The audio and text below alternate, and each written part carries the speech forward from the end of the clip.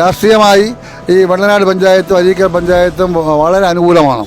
ഈ വെള്ളനാട് പഞ്ചായത്തിൽ എൻ്റെ 40 വർഷ സേവനത്തിന് എല്ലാ ആളുകൾക്കും വോട്ട് ചെയ്യാൻ കിട്ടുന്ന അവസരമാണ്. ഏകദേശം 4000-ന് പുറത്ത് വോട്ട് ഈ പഞ്ചായത്തിൽ ലീഡ് ചെയ്യും.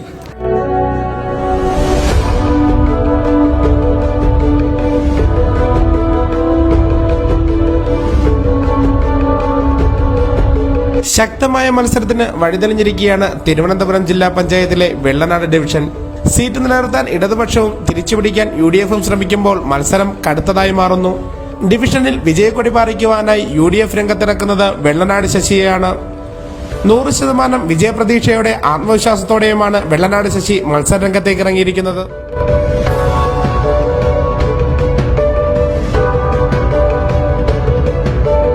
അരുവിക്കരയിൽ എൻ്റെ ഒരുപാട് സുഹൃത്ത് കൂടെ പഠിച്ചവർ, ബന്ധുക്കൾ, എൻ്റെ രാഷ്ട്രീയ നിലപാട് യോജിപ്പുള്ള ഒരുപാട് CPM-ൻ്റെയും BJP-യുടെയും ഒക്കെ അനുഭാവികളൊക്കെ എനിക്ക് വോട്ട് ചെയ്യും. അതുകൊണ്ട് എനിക്ക് പൂർണ്ണമായ വിശ്വാസമാണ് ഈ ഗവൺമെൻറ്റിനെതിരായ ശക്തമായ പോരാട്ടമാണ് നടക്കാൻ പോകുന്നത്.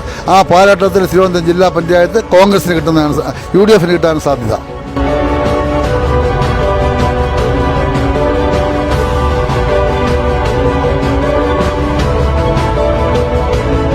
നമ്മുടെ തിരുവനന്തപുരത്ത് ആളുകൾ വെള്ളം കുടിക്കുന്ന വളരെ ഉത്തരവാദിത്തമുള്ള കോടിക്കണക്കിന് മുടക്കിയിട്ടുള്ള അവിടെ ഒരു വെളിച്ചം പോലും ഇല്ലാത്ത സ്ഥിതിയാണ്.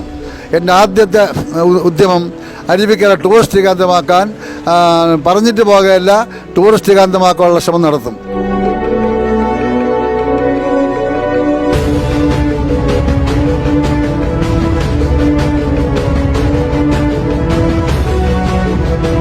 ഞാൻ ഈ തെരഞ്ഞെടുപ്പിൽ 1980 മുതൽ ഈ 2000 മത്സരിച്ച് ഒരു തെരഞ്ഞെടുപ്പ് തോറ്റിട്ടില്ല. എല്ലാ തെരഞ്ഞെടുപ്പും ജയിച്ചാണ്.